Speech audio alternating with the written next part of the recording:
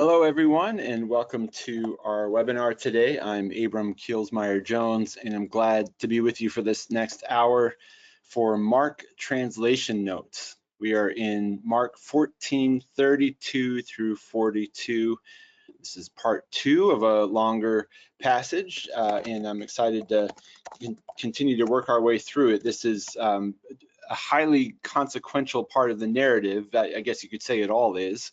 But this part in particular represents a real turning point in what happens next. In fact, Jesus is distressed, he's overwhelmed, he is praying, he's asking for this moment to be taken from him, but then affirms, "Not my will, but yours be done."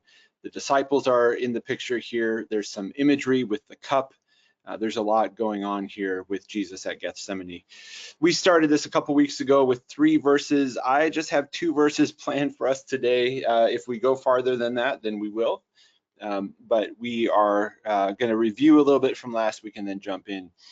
Just to orient us in terms of what this webinar is about, in these translation notes webinars, I guide us through some of the lexical and grammatical questions that come up when translating the Greek text, in this case of Mark, into English. And we focus more on the Greek text and translation than on accordance features per se. We have many webinars available for that. If that's more your interest, you can go to your help menu in the Accordance app and go to webinars, and that will take you to a page that has lots and lots of pre-recorded webinars on different features. So you could go there if you're wanting to learn more about the app itself. That said, we will be in the app all day, interacting with this very real case study, or not a case study, but this very real use case, this way of using accordance, which is to translate text. Let's begin by reviewing. This handout that you see here is available in the GoToWebinar control panel in the handouts. If you're watching on a recording later, because we are recording today, you can access it here, tinyurl.com/Mark translation notes. And I'm also putting my email address here, abramkj@accordancebible.com. If you're here live and you've got questions, you know about the questions box where you can type in questions and comments. I welcome those at any time. I'll stop and check from time to time. I always learn a lot from you all in these webinars, so I'm grateful for your interaction. Let's look at last week, and this is the translation that I suggested for these last 3 verses. So I'll just read that, and then I do want to just elaborate a little bit more on this last word here, this last phrase with keep watch. And that will launch us into verse 35. But in verse 32, then they went to a place named Gethsemane, and Jesus said to his disciples, "Sit here while I pray." And he took Peter and James and John with him, and he began to be overwhelmed and distressed. And he said to them, "All of me," or literally, "my soul is deeply grieved to the point of death. Stay here and keep watch."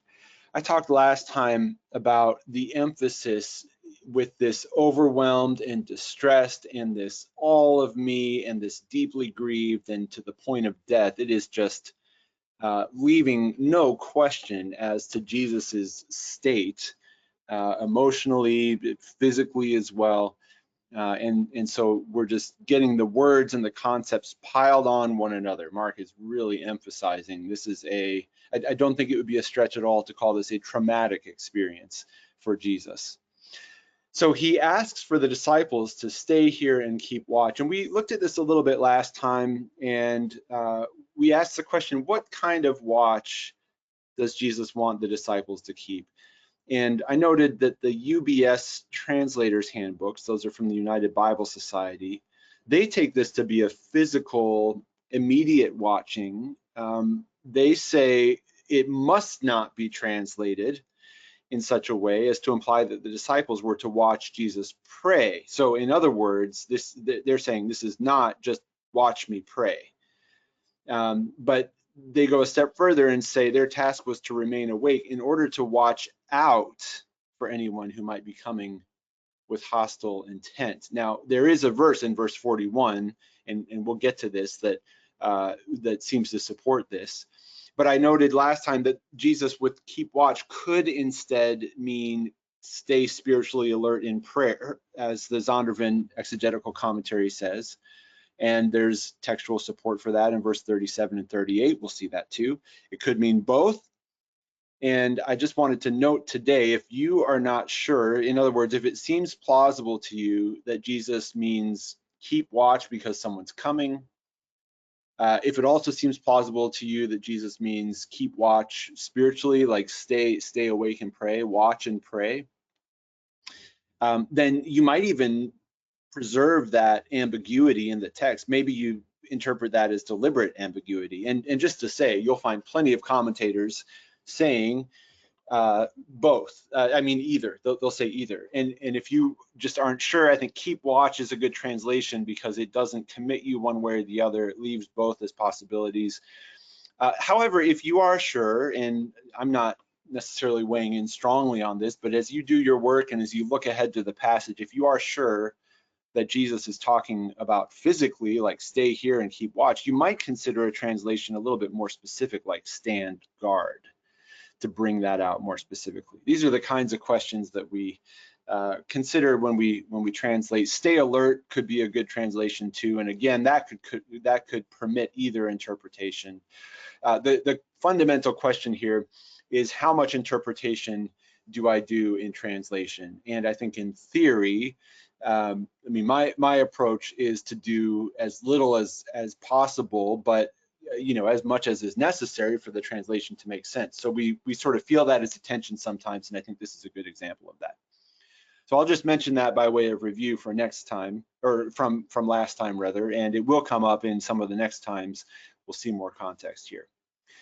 But let's go to verse 35. Jesus says, stay here and keep watch. So now he moves on. He's with them and they're supposed to stay, and now he's not. They move, or they stay and he moves. Let's go to verse 35.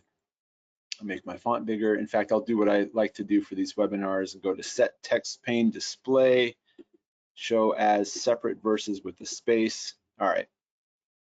Kai proselthon mikron epipten epitesges kai proseuchita hina e dunatan estin parelthe op autu heora.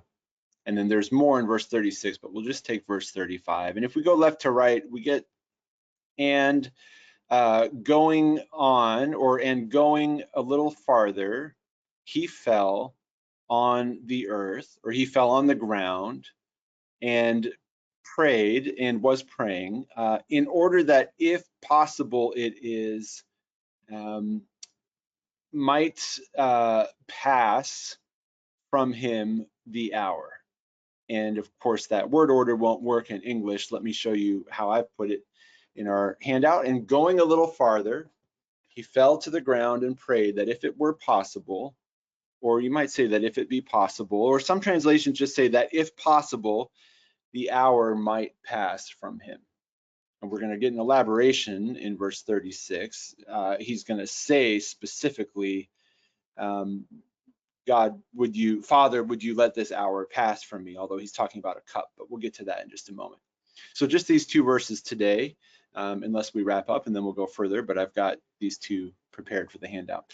I find it helpful sometimes to just look at the verbs in a sentence and to get oriented that way. The diagrams I've often mentioned and brought into play here. If you go to add parallel and diagram, there's a completed Greek New Testament diagram module. And just to get us started here, you can see that you've got epipten. Let me make this a little more visible. You've got epipten and proseuchita here as two imperfect verbs that are joined with the kai.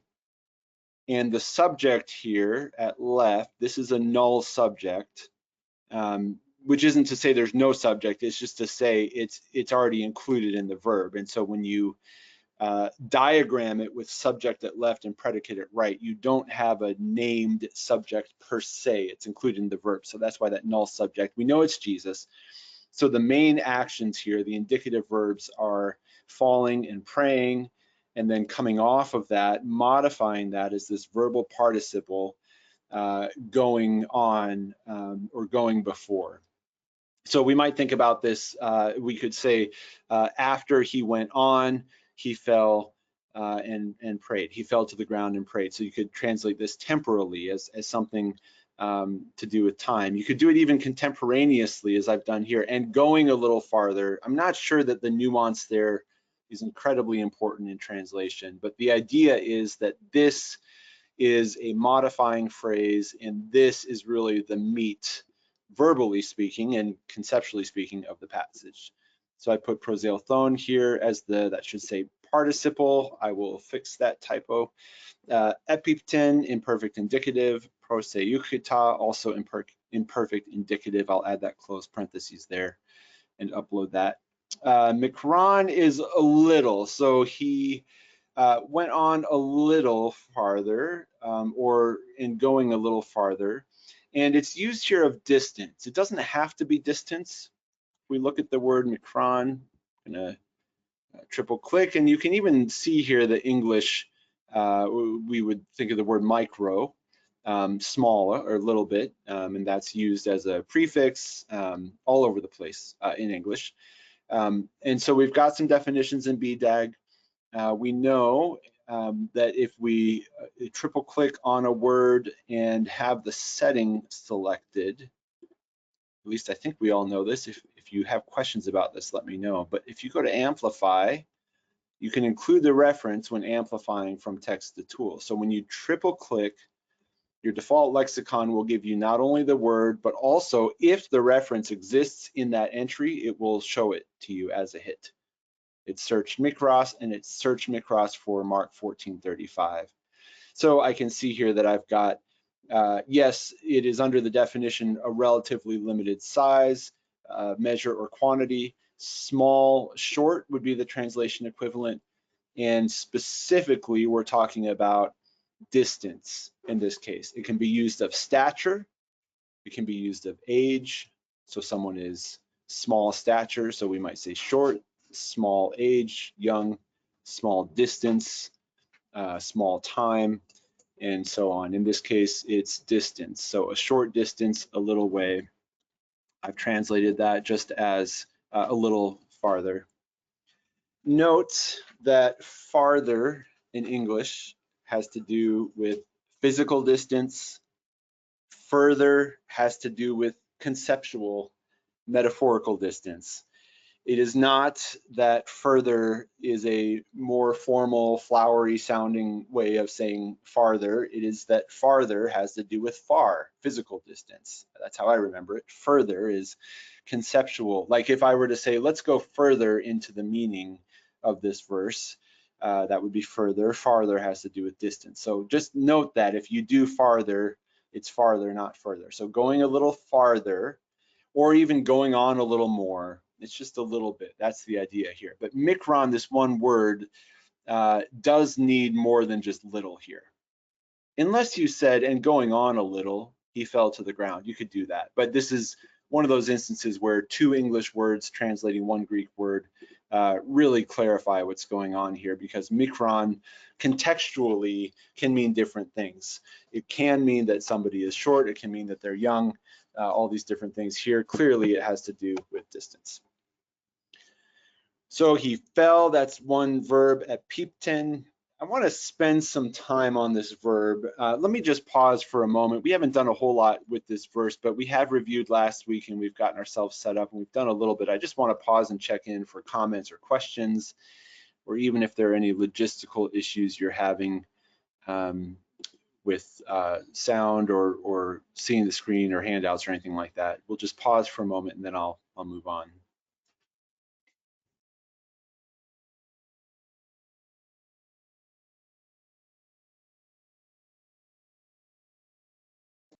All right, I see a question here.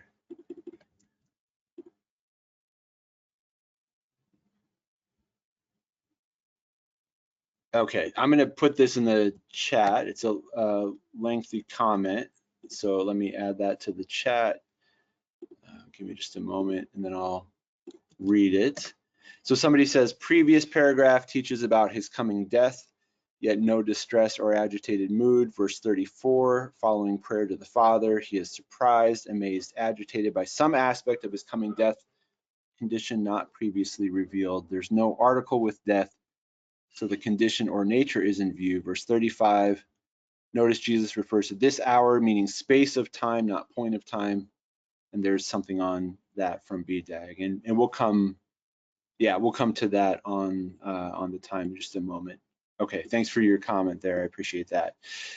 Here's another comment, and I'll put this in the chat as well, anonymously from somebody else. Somebody says, regarding Mark 14:34, some articles suggest by asking the disciples to keep watch, Jesus wanted them to witness his agony and provide support. Right, that's right. Yeah, and I think, you know, the nice thing about translation is that, I mean, depending on what you're doing, there are just some things that would happen more in the moment of interpretation or exegesis, and so we don't need to know for sure to translate well. However, if you're doing something like a study Bible or a commentary or preaching, of course we want to know more about it. So that's a really helpful helpful insight. And yeah, I think there is something to be said for some kind of solidarity being desired here. We have talked in previous weeks about this idea of betrayal and falling away versus a call for intimacy and joining, and the disciples just don't get it right. Here's a good question. Someone else says, can mikron also be used to refer to small of intellect? That's an interesting question. I don't see why it couldn't be, at least in theory, because by itself, it really just means little, and it's you know, English is like that too. I mean, you could almost think of it as just it needs something else, you know, to modify for it to really make sense. I mean, you can see here this other meaning in BDAG, pertaining to being of little import, unimportant, insignificant. I think if a more specific question is, does it ever mean this in the New Testament? That would be something you could right-click and search for the lexeme, and you've got 46 uses to go through that you can look at and see. But that's a great question. That would be fun to explore and see what are all of the things that are little. You've got little ones here. Stature, not physical, but you know, greatness or status, maybe it refers to that.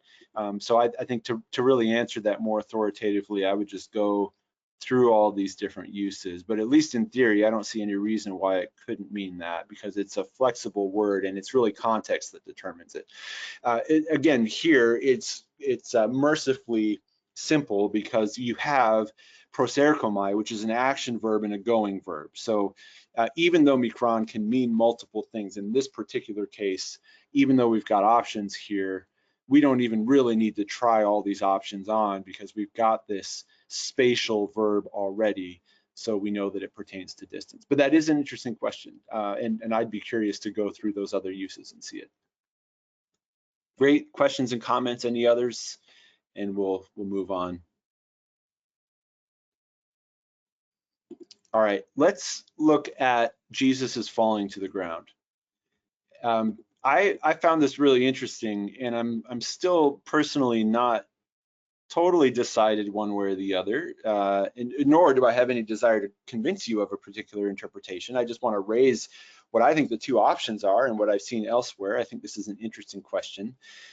We have Jesus fell to the ground. If you think about this verb pipto, and if you think about having maybe learned it in a Greek textbook or on a vocabulary card, if you flip the card over, it's going to say to fall, or pipto, I fall, and that's that. And then we have epites geis, to the ground or onto the ground, and so fall to the ground. There's a sense in which this is a fairly straightforward translation. The question that I have, because I'm curious about it, is this falling to the ground more of the involuntary kind, like if you're just so tired you just collapse, like you really can't go on anymore?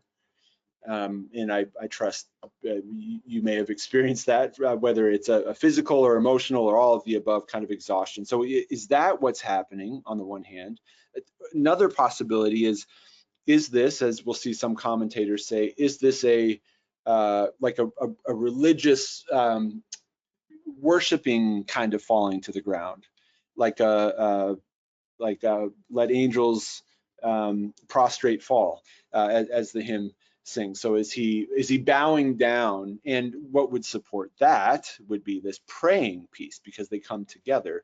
I think what would support the first possibility, that he fell to the ground, is we've just seen this overwhelmed and distressed, and my soul is deeply grieved, even to the point of death. Now, I suppose you could make the case that these are emotion words, psychological words, and physically he's fine, but I also don't think it's much of a stretch to see this stuff making Jesus just collapse out of exhaustion. So that's the question I have. My question is, which one of the falling down is happening? And in fact, BDAG is kind of funny here. You've got at Peepden, he fell, and again, maybe you just translate it like this: he fell to the ground, and you're done. I mean, it really, that still permits either interpretation, and I tend to do that if I'm either not sure, or I think it's ambiguous, or I think both are plausible. I won't actually make that decision of interpretation in the translation. I'll leave that open, maybe a footnote or something. But BDAG has, for Pipto, if we go beyond just the vocabulary gloss, it's got, we triple clicked, and so we've got a reference here. So it's going to tell us what it thinks Mark 14:35 applies to. We have to scroll down. So it's all under this first meaning: to move with relative rapidity in a downward direction, or translation equivalent, fall. So that's not a surprise. We've got some specific ways to fall, and here's of persons: fall to the ground, fall down violently. Now, we might have thought that our reference would appear here, but it appears here. And they say fall down, throw oneself to the ground as a sign of devotion or humility. So on the one hand, their translation equivalent is essentially giving both options. But as you read on, BDAG is reading this, and again, just to emphasize, this is an interpretation. Even lexicons have interpretations. They're reading this as Jesus is throwing himself to the ground as a sign of devotion or humility before a high-ranking person, or in this case, divine being. Now he's going to pray, Abba, Father, and he's going to pray, proseukita. So the text, I think, there's definitely textual support for this kind of falling down. I mean, he is falling and praying, and then you get the content of his prayer. That's the after this word context. The before this word context is he's overwhelmed and distressed and grieved to the point of death. And so I think that supports the idea that there could just be a sort of collapse that still results in prayer. Personally, I'm not clear which one it is. I can see the case for both. But I think the question for you is, in translation, what do you want to do with this? If you are convinced that this is something like prostrated himself, you may wish to bring that out more specifically in translation, or even he threw himself. If you're not sure, you may say he fell. And even if you read this as a devotional kind of falling, you could still translate it as he fell. Because, importantly, you've got proseukita, he prayed, he fell to the ground and prayed. And so this, taken as a whole, regardless of what you do with Pipto, taken as a whole, there is an act of devotion or piety or worship or prayer or submission, or whatever you want to call it. That is all clearly here. If there was any question after just Pipto, Mark makes that clear with the praying and then the content of the prayer in the next verse. But Pipto alone, I think, is potentially ambiguous. So I've noted all of this in the handout, just that context before. I think there is textual support for a person falling involuntarily in that state. I mean, that just makes good sense to it. And like I say, perhaps everyone here has experienced something like that or seen someone who has. I also think there's plenty of textual evidence for this idea of Jesus praying. In fact, you could even think about falling and praying as a compound verb where it's expressing one action. And in this case, and you can see this here in the handout, they're on the same I mean, they're with the same subject. In this case, proseukita would qualify or even restrict the meaning of pipto so that it is a throwing oneself down or even bowing oneself down. You might even say that. I think there's evidence for that as well. You might even translate it as bowing down. And just to say, this may be enough, there may be enough ambiguity or uncertainty that you may just translate this as I did, safely as he fell, which I think still permits both possibilities.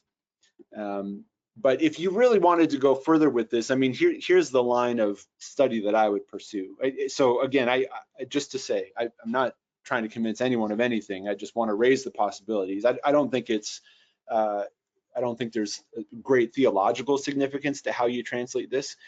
And just to point out, I do think there's textual support for this idea of he just falling, like collapsing. I think there's textual support for falling purposely as an act of devotion. Maybe even bowing is how you translate it there. But if I really wanted to like be sure about this or try to be more sure, what I would do next is I would actually look at this word pipto, and I'd ask the question, well, is there anything in the voice of this verb that sheds any light? Like, I would first think maybe pipto in the active voice means more you throw yourself down, and pipto in the passive voice means you fall down. That was my first thought. Now, unfortunately, that's not the case, but it's a thought. At pipten here is imperfect active indicative. So again, we might think, well, that's an active verb. He threw himself down. But that's actually something you could look up in accordance pretty easily. And I've given you kind of a spoiler alert just because I looked ahead on this because that was my first question. In other words, is pipto in the active throwing oneself down, so that more devotional, deliberate sense, and pipto in the passive, is that falling, maybe something more involuntarily taking place? And no, it's not determined by voice alone in this verb. Some verbs do kind of have a clearer nuance depending on if it's active or passive. You can look at this for yourself, and I do just want to show you how to set up this search and maybe spend a moment on that before moving on. But I've found myself spending a lot of time on this preparing for today. So I'll give you the abbreviated version. There are a few things you can do. You can start by, I would take epipten and I would search for the lexeme. So I've right-clicked and I've searched for the lexeme. So what that's done is it's searching pipto as a lexical form. It's giving it to me in all of its inflections. So that means everything in here is going to be passive, active, middle. It's all going to be included. I've got the translation here. I can even go a step further and I can just wonder, all right, well, how often is it passive? How often is it active? If I go to the analytics here, and if I go to word count totals, and let's do a bar chart. This is going to give me an analysis of the word, and I can change what is showing here. So right now it's showing my mood, but what I want is voice. So I'm going to select that, and it occurs 84 times in the active voice and 6 times in the middle voice, which is interesting. More often than not, this word is in the active voice. That's already giving me a hint that it's defined as fall, and it mostly occurs in active. So maybe active doesn't mean throw. Maybe active just means fall. But you can go even further with this by searching it with its grammatical tag. I've put the search string in your handout. You could just copy and paste and put that in. You can also go here and add the at symbol, and then do enter tag, and then you would want verb, and then voice active. So let's just search that. Hit enter. We should get 84 hits, and sure enough, we got 84 hits. So you can make your way through your pipto as an active verb. And I won't do that in great detail, but I will just point out in Mark that you've got already, with an active voice, pipto describing seed falling along the path. Now, we know that seed although there is life in it, in a sense. It's an inanimate object that cannot throw itself along the path. So we've eliminated that possibility. In other words, pipto as an active verb does not mean throw oneself down. And that was as far as I needed to go in this search to see that. You could go in here and search this in the passive and see those different uses. You might need to do middle, but you could do passive, middle, and deponent, but that would be interesting to see and compare different nuances. So that's all to say, the voice doesn't determine this. I think we're left with the context, and as I pointed out, I see the case for both. The decision is really yours, I think, based on how you read this. I haven't looked at different commentaries just now, but as I read through this, I did see a number of commentaries talking about this happening in the context of prayer, and so this is an act of devotion on Jesus's part. All right, that's a lot on one word, but I really found myself as I was doing my translation, not quite mesmerized, but just fascinated by this. It's an interesting word where I expected the voice to give me some information for translation, and it really didn't. The context did. I can see both interpretations, and you can also just translate it this way and still permit both interpretations. I think most translations will have he fell. I don't know that I saw any translation that was more that committed any more than that. I think to check that, just go to live click. We'll stop for questions in just a moment. Go to verse lookup, and we'll see fell on the ground, fell to the ground, fell to the ground. Yeah, all we're getting is fell, fell, fell. There is this question of epi. Is that on or to? Either of those in the preposition would work. Fell to the ground, fell to the ground. Yeah, it's all fell on the earth, fell to the ground. So there's really not, okay, so here's the NRSV. He threw himself on the ground, all right? So that is an interpretive understanding, and that's voluntary, and it does kind of go with the praying. He kind of, all right, here I am, Lord. I'm just gonna lay myself out here. So that they're reading it that way. That's the NRSV updated. Yeah. So let me pause there and see what you think, what questions or comments you have, especially about that verb. We'll go on from there, and we will actually get to the verse 36 today. But I wanted to spend some time on that verb because I think it encapsulates so many of these interesting translation issues that come up. Somebody says maybe epi plus dative implies falling upon the ground, more involuntary than purposeful. Yeah, thank you. So that would be another thing I would look at in more detail is epi, and does that shed any light on this? And you know what you could also do is search for pipto plus epi, search for the lexeme, and now you've got, and you could specify the dative too by doing a tag here if you wanted to. But that would be another fruitful line of inquiry to see, does this give me any clarification here? Again, I really think context and interpretation is what we need here more than the words itself, but yes, definitely consider it with the preposition because it occurs with that. So that's a great comment. Somebody says the emotional weight of verse 35 is physically displayed by the mikron movement and epipten resulting action of verse 36. Yeah. Great. Yeah, it's a super intense passage, regardless of some of these nuances. I mean, I think what's not unclear at all is that this is just a lot. It is a lot. And Jesus is reacting to it and he's feeling it. And there are some interesting theological questions that I don't think need to come up in translation, but there are the questions of Jesus's emotions and how does that intersect with a theological belief in his full humanity and full divinity, and how do you think about that? There are definitely theological questions in verse 36 with Jesus praying. We won't really address those today, but I think your commentaries, especially with verse 36, will be pretty quick to do that.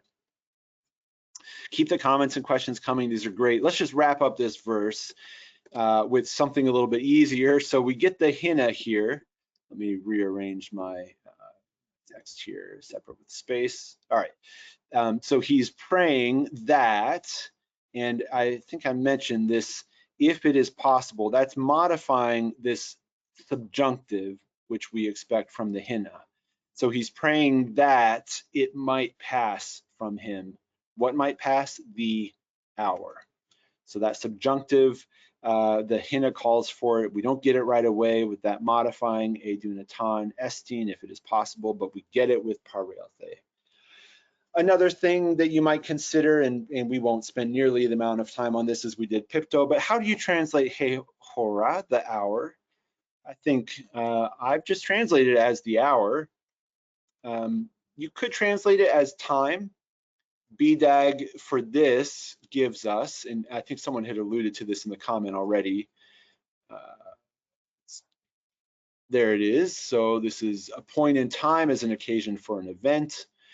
So you could say, I think season is too broad a word, but let this moment pass from me, let this occasion pass from me, let this time pass from me. I think all of those would work.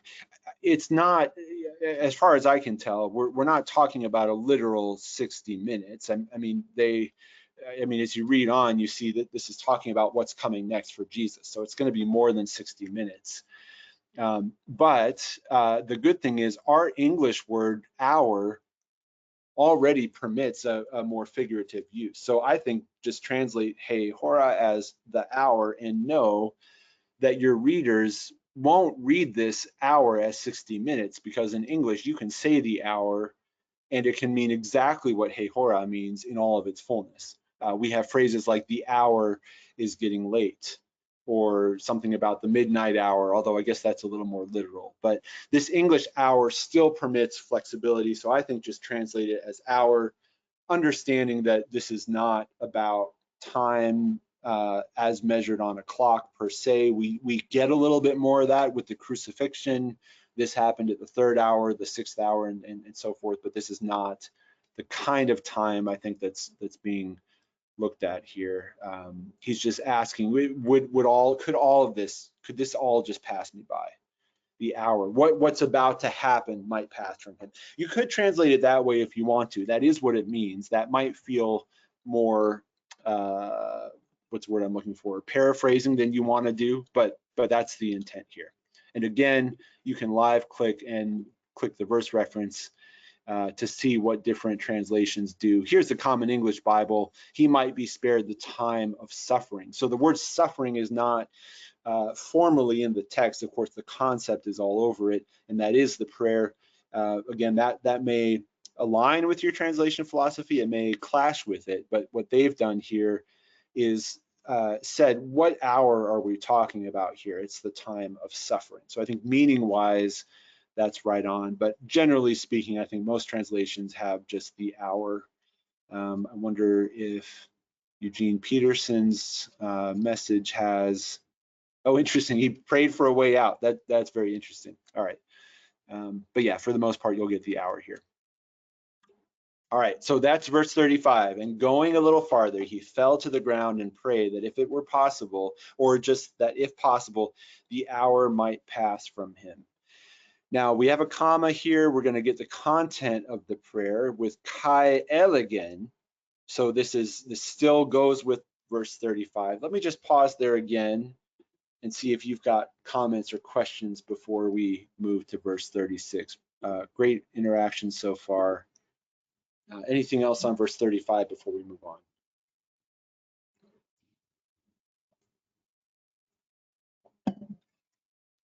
Kai Elegant, and he said, let's go to accordance and see what he said. Kai Elegant, Abba hapater, panta dunatasoi, parenenke, ta poterion, tuta ap emu, alu ti egothelo, ala ti su. And if we go left to right, and he said, Abba, Father, all things possible to you. So we got a verbless clause, all things possible to you. Let me just open our diagram for that.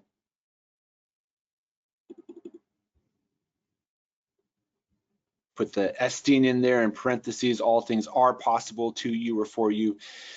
Take this cup from me, but not what I want, but what you want. So we've got Allah and Allah here. You can see this in the diagram, but it's a powerful and poignant prayer. Let's unpack it. I want to focus today on Abba and cup. I think those are the two lexical features that come up. Grammatically, there's nothing that I think is terribly complicated. It just mentioned the panta. Here, let me get my diagram so that you can actually see it. All right, we have this verbless clause, all things possible for you. I would not hesitate at all to put a verb in there in English. And then you've got this, take this cup from me, pretty straightforward. And then we've got, but not what I want, but what you want. And then this genesthai in the diagrams is implied to happen. So if you wanted to bring that out in translation, I'm just skipping ahead here, but really what he's praying is not what I want to happen, but what you want to happen. May that be the thing that happens. So there's a little bit of an ellipsis here, leaving out of things, but it's, I think, captured just fine with not what I want, but what you want. I think you can do that just fine. All right, so that's the grammatical stuff. There's not a whole lot there, I don't think, unless you've got questions or comments. It's possible I'm missing something too. But let's talk about these two words, Abba and cup. First, Abba. The NET has two good notes that summarize what has been a much written about word, and this could be a very fruitful and very involved line of study. And I know that we've got just about 18 minutes left here, but I want to suggest a couple directions here, and I know that I'll be looking at this more later, and you may too. Let's start with the NET. Well, let's start with the Greek. We've just got A-B-B-A. We've got Abba, and that's transliterated from Aramaic, and it's brought from Aramaic into Greek. We can see in the NET, they've got a footnote here, which I can see by hovering over the footnote in the text. I can also see it in the instant details. I've put it in your handout, both the notes that they have for Abba. And by the way, if you don't have NET, New English Translation in accordance, it is available freely online. I would just type in NET Bible, and it's, netbible.org. So you can find it here.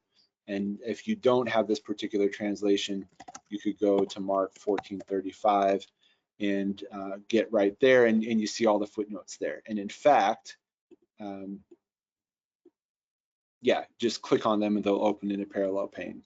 All right, so what they say here, the term Abba is the Greek transliteration of the Aramaic Abba, and you see the aleph, the bait, and the aleph again. So A-B-B-A with the aleph transliteration marks, literally meaning my father.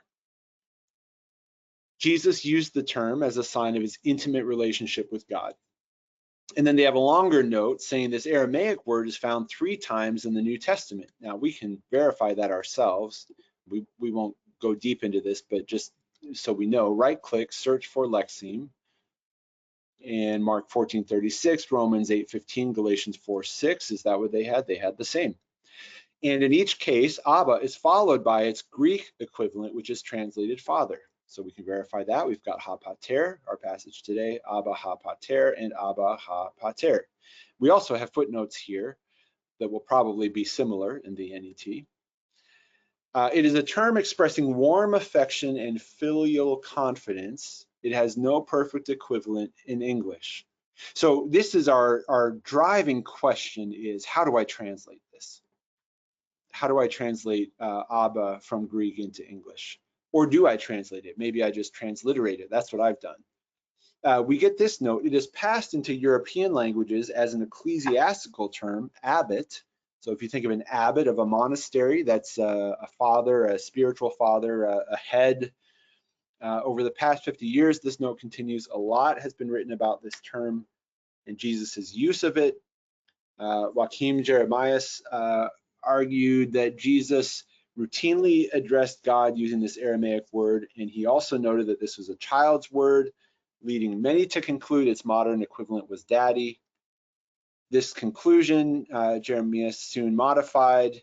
The term on occasion is used of an adult son addressing his father, but the simplistic equation of Abba with daddy is still heard in some circles today. Nevertheless, this term does express a high degree of closeness with reverence, and in addition to the family circle, could be used by disciples of a much loved and revered teacher. So in short, this is a word of intimacy.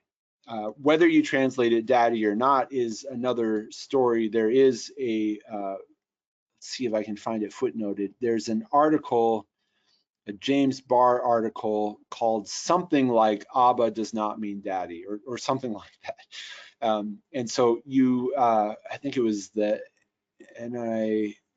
it was in something I found. Let me see if I can find my way there.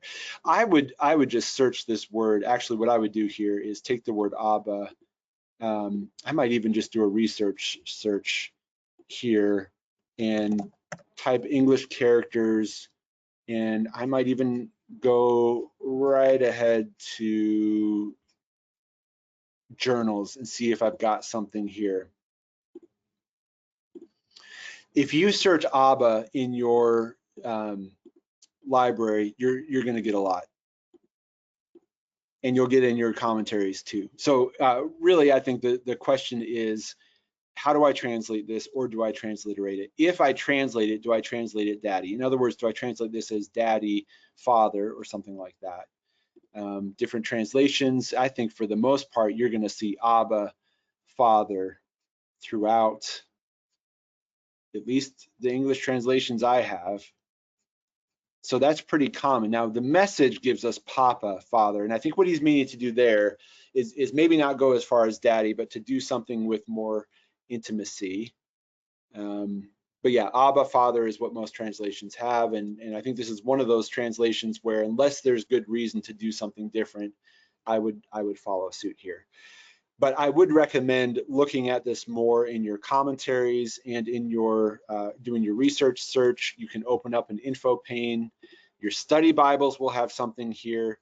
Your commentaries will. We might just see R.T. France talks about this article I mentioned, that it's much discussed, and his comparison of Abba is used with other. He's looking at other Jewish literature. Yeah, here's the Barr article. Abba is not daddy. That is in fact the name, Journal of Theological Studies. So he says that point is well taken. There's nothing childish implied. That's not the point. It has to do with intimacy. What I would conclude from this is, number one, I want to do more study on this. Number two, intimacy seems to be pretty clear here regardless. And number three, I need to decide, regardless of what all this word means, if I'm going to just transliterate it and continue to work on the meaning, or if I need the meaning first and I translate it. So translating it means, what does Abba mean in English? Transliterating it means you still ask that question, but you just carry it over. And in fact, for me, the weight of all the translations doing that in English, and the fact that Mark himself transliterated the Aramaic Abba, that makes me want to transliterate from Greek to English and just keep it as Abba. So I've just noted that here, that I think that's maybe the biggest question apart from meaning, is do you follow Mark in transliterating? He went from Aramaic to Greek, so do we go from Aramaic to Greek to English to keep it as Abba? I think the answer is yes. Especially because you have father immediately afterwards, where he's essentially defining it. And we're doing that too in English. We're taking a word, an Aramaic, a Greek word, or a Greek transliteration of an Aramaic word that may not be clear to English readers, but as Mark himself has done, we're preserving that and saying Abba, comma, father, so that ought to be clear to any readers here. Now, this is very simple in some translations, and I really appreciate this. It's not to say we don't want to study this anymore, but some Bible translations, like the NIV, keep this very simple. They just have Abba on the surface text, and then you'll see a footnote that says Aramaic for father. And they'll have Abba, comma, father, so you get father in the surface text. the text of the Bible, but this Abba here, if that's throwing anyone off, they have a footnote, even among their very sparing footnotes, that tells you this is Aramaic for Father. So I think that would be sufficient, but there's still a lot more that you could study here. I'd be curious if you have any thoughts or questions about this, resources you've found helpful here. Let me just note to this point that France says that we've got a vocative here. And so we're not understanding this ha as Abba, the Father. This term in the vocative, it's a form of address. Here, France says it's an emphatic vocative. And so I think what's significant about that is just the fact that Jesus is addressing God at all. And again, that raises theological questions. Jesus addressing the Father, how do we work that all together? But Mark wants to record this prayer, and here's how he does it. So I don't want to miss the vocative use of both Abba and Pater here, however you decide to translate or transliterate it. All right, let's move on. I'll welcome questions or comments and circle back on that if you have any thoughts. This paranenke is a little easier here. It is take or take away. One translation has remove, but you've got op and mu, so take from me already implies take it away. And so Jesus is seeing the hour come, and he's asking for it to go. He's asking for it to, I think one translation says, may it pass me by. Take this cup away from me. Although here he's not saying take this hour away from me. He's saying take ta poterion tuta op emu. Take this cup away from me. Now I think it is fair to say that the hour and the cup are used synonymously across these two verses. And I say that because in verse 35, he's asking for the hour to pass from him. And you even have the apo, from. And in the prayer, he's asking for the cup to be taken from him. So I see a synonymous parallelism there. So whatever the hour is, whatever the cup is, and I think that translation that had time of suffering, I think meaning-wise was right on. Again, maybe that's more than you want to do because the word suffering per se is not in there, but that's the meaning. And I think there's a parallelism here between the hour and the cup. A two-part question here with cup. Number one, do you translate cup as cup or as something like, what does the metaphor actually mean? So do you say, take this suffering away from me, as that Common English Bible translation did with hour? That's question number one. And question number two is, if we translate this as cup, what exactly does that mean? Is cup the best translation? So it's a question of, do we preserve the metaphor? Do we translate to really unpack what the cup means? I think this is one of those, much like the hour, where you'll find just about every translation doing this cup, preserve it that way. Whatever you do, you will want to be consistent with Mark 10:38, because when we look at this word, which is one way to figure out what is Mark saying here, has Mark said this before? In fact, he has. We've got Mark 10:38, and it's Jesus using this, and he says, are you able to drink the cup I drink, or be baptized with the baptism I experience? Now, he's talking about suffering there, because they're talking about glory, and he's saying, no, we're looking at a cup of suffering. And we looked at this more when we did this passage. But here Jesus is comparing drinking the cup to some kind of future baptism. He's not looking back at his past baptism. This is some kind of future baptism, a suffering sort of baptism. So if the question is, what does cup mean here? I think the first place to go is backwards in the text, where Jesus has already alluded to this. And we do wonder, will the disciples pick up on this in this moment? Now, they are maybe sleeping now, maybe not. Somebody heard Jesus say this, or depending on your view of divine revelation, maybe this was passed on through divine revelation later. I saw one commentator say that they did fall asleep, but they stayed awake long enough to hear him pray this, which is how this got recorded via Peter, via Mark. Either way, this cup here, to readers of Mark, to careful readers of Mark, or to readers of Mark who have accordance and can do very quick word searches, this evokes what's happening here. So there's definitely a connection to suffering here. I'll just shorten what I think could be a longer study and say, to me, it makes sense to just translate it as this cup, and somewhere in a footnote explain what that means. I suppose, like I said, you could do what the Common English Bible did with the hour and clarify in your surface text that this has to do with suffering. But there may also be a reason to keep cup in here. If you look at, I mean, there's a metaphorical use of it even in the Septuagint before we get here, and you may want to evoke that and have a note about that. So as we see in Rolf, you're going to get some literal cups here, but you're also going to get some metaphorical use of the word cup. In fact, something about a cup being full could be a positive thing. This is not a positive cup. It's a cup of suffering, or at least it's not a cup that Jesus is kind of jumping into right away. He does say, not my will, but yours be done. All right, so that's a way too short summary of poterion, but I've just started this process that you would want to look at word uses, especially in Mark. You'd want to see what your lexicons and your commentaries have to say.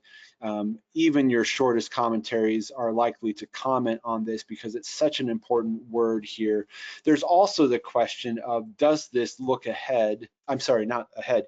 Does this look back earlier in the chapter to the Eucharist, to the Last Supper, where that cup was a literal cup? I mean, he took a literal cup, there's no question there, but is that also at play here with this cup of suffering that's mentioned here? And I think there's reason to believe that's all connected. So all to say, I would translate poterion as cup. To me, I wouldn't translate it more specifically than that, but you certainly could. It wouldn't obscure the meaning. It would bring it out more if you said, take this cup of suffering.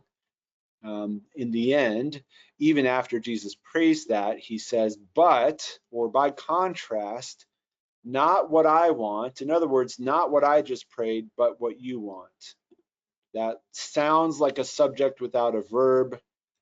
Grammatically speaking, it is, and that's why I think the diagram was so helpful, where it brought out that ginomai, that implied, yet may not what I want to happen, happen, but may what you want to happen, happen. That would be a very cumbersome translation. I think if you can keep a somewhat verbless clause preserved in English, and if that reads well enough, then keep it. I think it does. Maybe requires some unpacking, but that's where this ends. So Jesus expresses this full range of emotions, affirms Abba, Father, as being able to do all things. And so out of that character, may you take this cup of suffering away from me, yet not what I will or not what I ask, but what you will. So we'll stop there. I want to leave the rest of the time for questions, but just a lot going on in this passage. And again, I would just encourage, as you're able, I think future study of the cup would be interesting. I just noted here the UBS Translator's Handbook brings out this figurative sense of impending affliction. It's pretty clear that Jesus does not, at least I think, Jesus is not holding a cup in his hand and saying, here, God, take this. I mean, this is, if there was a physical, literal cup some verses prior in this chapter, but at this point, this is talking about a figurative cup. So I think you can translate what the metaphor is and really bring that out, or you can just keep the metaphor and be ready to explain that to others or to put something in your notes. But this cup idea, that's just a rich word here in Mark 13 and 14. All right, let me see what folks have to say here. A lot of comments and questions, so I'll cover as many as I can. Somebody says pipto plus epi with accusative can clearly mean doing so with purpose. Oh, great. Okay, good. Excellent. So there's some comment there about what that looks like in Josephus. Great. Okay, thank you. That's excellent. Yeah, so that would be good to look at. Thanks for putting that in there. Definitely would want to check that out. I'll just conclude this comment. Someone says, haven't gone yet through all the hits, but it's also interesting to look at usage in contemporary authors. Oh, and then here's a use of pipto plus epi with genitive where it's ambiguous. Okay, so the question is, yeah, what follows the epi, the genitive, dative, or something else? Thank you for that comment. Appreciate that. Here's a comment. Oh yeah, great. Love this. Somebody says, note that all the disciples could be asleep. And Mark heard it if he is the boy naked who runs away later in this chapter. Mark 14:52. In terms of how are we getting these recorded words from Jesus if they're sleeping? That's a great. Somebody says Abba is the first word of all newborns, i.e. baby Jesus and baby believers, the first and most intimate communication. Thanks for that. Let's see. Yeah, I am pasting in the comments. Hopefully you're getting that in the chat. Let me just make sure. Someone says it is contradictory to translate verses up to the point of death and then translate hour as a space of time. That's a very interesting thought. Yeah, I appreciate that. Really interesting. Okay, I'd want to give that some more thought too. All right, I think I got the comments and questions. If you've got more or if I missed it, put it in. We'll wrap up in just a moment. This chapter, I'm just amazed at how much is here, which is why we only did 2 verses today. I don't know that we'll finish the passage next time. I ambitiously said today was part 2 of 3. I will see what seems to make sense. I love these comments and questions and interactions. Thank you. There's clearly more that I want to study here. I hope that's true for you. I will upload there were 2 typos I caught. I'll upload a corrected edition of this handout to this tiny URL within 5 minutes of ending this webinar. So if you're watching this on a recording, it's already there. Those of you here live, give it 5 minutes and it will be there. You can also email me at abramkj@accordancebible.com with any questions or comments.